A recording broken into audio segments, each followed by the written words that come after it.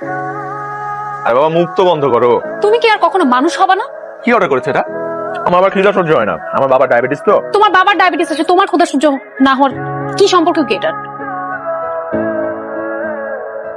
ফারা আসলে বিয়ে করতে যাচ্ছে না। জিহান ছেলেটা অনেক ভালো। সবসময় মেয়ের কথা কেন শুনতে হবে? ওর নিজের একটা পছন্দ আছে। কি পছন্দ আছে? হ্যাঁ, ছেলে কি করে? চাকরির চেষ্টা করছে। আবেগ দিয়ে জীবন চলে না, ডাকো ওকে। ফারা, ওর মা বললো তুমি নাকি এখন বিয়ে করতে রাজি না। শোনো মা, মেয়েদের একটা বিয়ের বয়স আছে, এছাড়া অন্য কোনো কিছু আছে? না বলো। তাহলে আমি শুক্রবার ওদেরকে আসতে বলে দিচ্ছি। আমি অনেক সিরিয়াস, বাসায় বাবা অনেক কথা বলছে আমাকে। সিরিয়াসলি বাবা একটা পাত্র দেখছে, শুক্রবার দিন সে আমার বাসায় আসবে। তুমি কি তোমার বাবা মার কাছে আমার কথা বলবা না?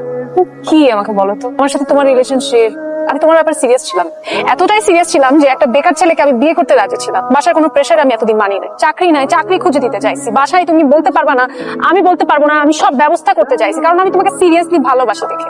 তুমি কি আসলে আমাকে বিয়ে আদৌ করতে চাও? লাইফে কোনো রেসপন্সিবিলিটি কি তুমি কখনো নিতে পারবা? তোমার মনে হয় চাকরির থেকে বড় জিনিসটা হচ্ছে তোমার সেই ইচ্ছাটাই নেই। তুমি লাইফটা শুধু এনজয় করতে চাও, মজা করতে চাও, তোমার কাছে সবকিছু শুধু ফান মনে হয়, তো তোমার ফান নিয়েই থাকো।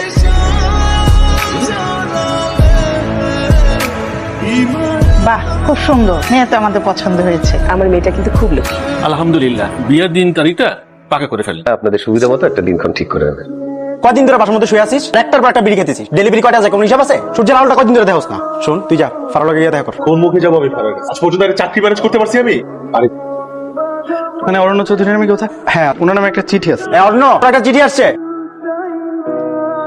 Appointment letter. গত মাসে আমি একটা চাকরি ইন্টারভিউ দিয়েছিলাম। জয়েনিং ও আচ্ছা, কি বার? আজকে রবিবার। শুক্রবার ফারাকে ছেলে পক্ষের দেখতে আসার কথা ছিল। বিয়ে ঠিক হয়ে গেছে। চিঠিটা যদি আর 2টা দিন আগে আসতো, 2টা দিন আগে। হ্যালো, আসসালামু আলাইকুম, কে বলছেন? আমি অরণ্যের ফ্রেন্ড বকুল বলছি। অরণ্যের একটা চাকরি হয়েছে টোটো কোম্পানিতে, তাই তো? এবার সত্যিই চাকরি হয়েছে। সত্যি সত্যি হলেও না কিছু করার নেই, কারণ আমার বিয়ে হয়ে যাচ্ছে। মানে অরণ্যেরও বিয়ে ঠিক। ওদের ওই যে বাড়িওয়ালার মেয়ে নাবিলা, সেও বিয়ের জন্য রাজি হয়ে গেছে। দুই ফ্যামিলিই তো রাজি। কি? তাকে জানানো উচিত ছিল বলে মনে করলাম, এই জন্য ফোন দেওয়া। এ কি ছেলের হাতের মনে কিছু বললাম আর বিয়ে করে ফেললাম? এই বকুর, অরুণ যাতে আজকে লাল পাঞ্জাবিতে পরে আসে। আচ্ছা নাবিলা, লাল পাঞ্জাবি না, লাল পাঞ্জাবি ছুটাচ্ছি আমি। নাবিলা ভাবি কই? কই নাবিলা কই? নাবিলা কই? হ্যাঁ নাবিলা, নাবিলাকে, নাবিলাকে, আনতে তো নাবিলাকে। এই নাবিলা বাচ্চা, নাবিলা। নাবিলা আমাদের বাড়িওয়ালার একমাত্র মেয়ে। তোর কে নাবিলা? হবু স্ত্রী। আমি ওর সাথে বিয়ে করবো। আর সব থেকে বড় কথা, মেয়েটা আমাকে অনেক ভালোবাসে। ও তাই না? নাবিলাকে এখন বিয়ে করছিস? হ্যাঁ, আমার সাথে প্রেম করছিস কেন? আমি আমার বিয়ে ভেঙে দিয়ে বসে আছি। হ্যালো, আসসালামু আলাইকুম, আমি ফারা বলছিলাম। আমার কোনোভাবেই আপনাকে বিয়ে করা সম্ভব না। আমি একজনকে প্রচন্ড ভালোবাসি। তাহলে আমাদের ডেকেছিলেন কেন?